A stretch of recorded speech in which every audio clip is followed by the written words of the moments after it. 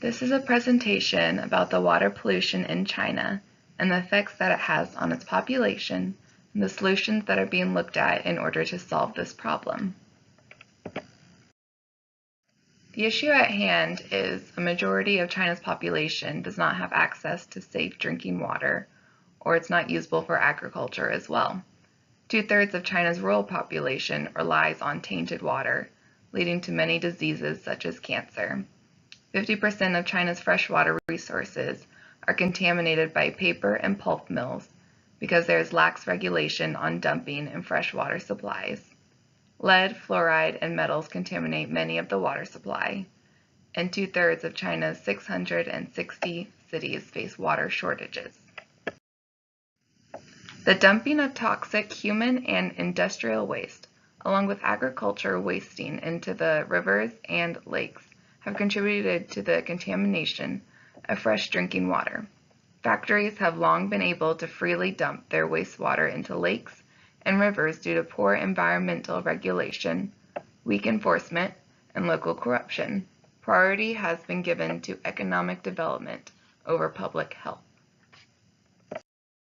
Rapid industrialization is one of the biggest contributors to water pollution in China. In China's effort to develop quickly and become a major player in the world market, they have quickly industrialized their economy over the last few decades. Unfortunately, this has led the government to be lax on environmental regulations in order to not hinder economic development.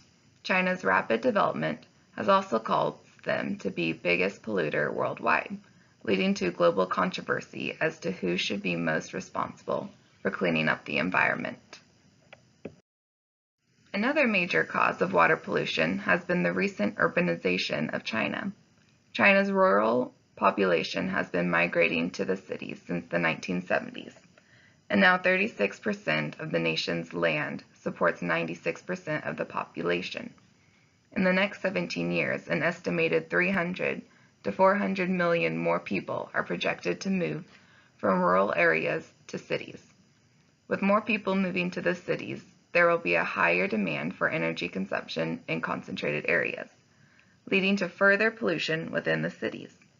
Often, in order to protect the interest of the companies within the cities, the effects of the water pollution are not felt by those within the cities, but by those farther out when companies push pollutants down the rivers.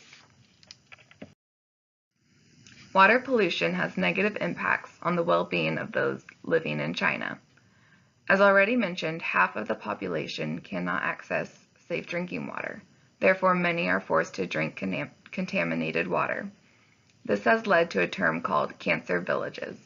These are villages that have had cases of cancer linked to pollutants in nearby water supplies.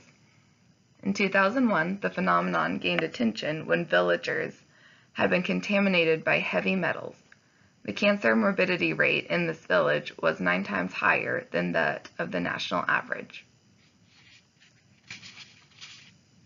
In the 12th five-year plan on prevention of control of environmental risk of chemicals released by the Ministry of Environmental Protection, cancer villages were officially recognized. Overall, studies have found that death from cancer in China rose by 80% between 1970 and 2004.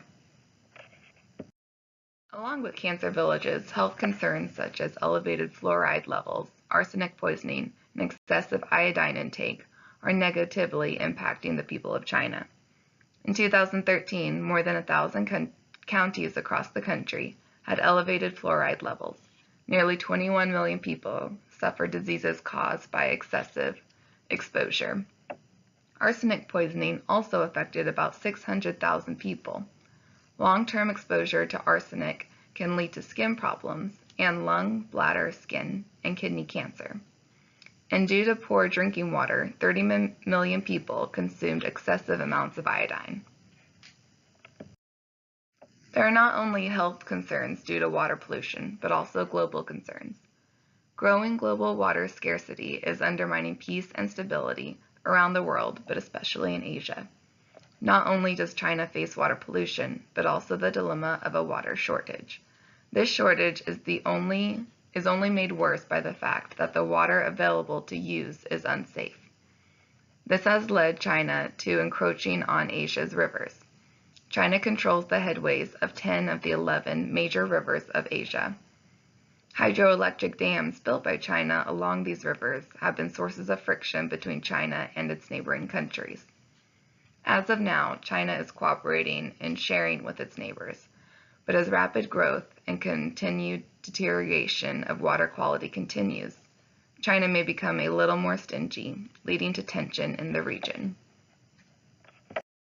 All is not lost for China, as making the environment is becoming a bigger priority for them. In their recent 13th five-year plan that covers 2016 to 2020, the environment is front and center and shows initiative by the Chinese government to tackle water pollution.